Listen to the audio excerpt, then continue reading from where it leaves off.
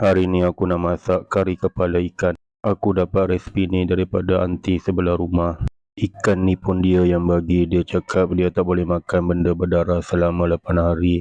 Mula-mula kisar 2 ulas bawang putih, 2 inci halia, 1 sudu kecil biji ketumbar, setengah sudu kecil jintan manis, setengah sudu kecil jintan putih dan 7 hingga 8 biji cili kering. Kisar sehingga semuanya betul-betul hancur.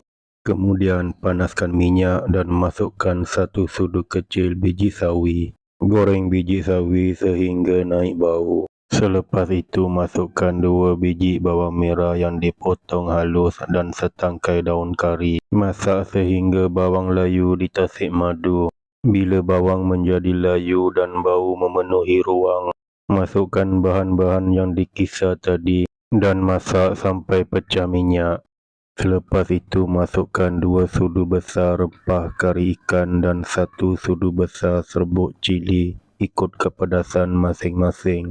Tambah sedikit air dan masak sampai pecah minyak lagi sekali. Bila dah pecah minyak, masukkan sedikit air asam jawa dan kacau-kacau sekejap. Kemudian masukkan 2 biji tomato yang sudah dipotong. Selepas itu boleh tambah air mengikut kepekatan masing-masing dan masak sampai mendidih.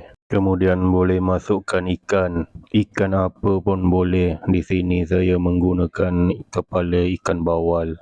Masukkan beberapa batang kacang bendi, garam dan ajinomoto secukup rasa.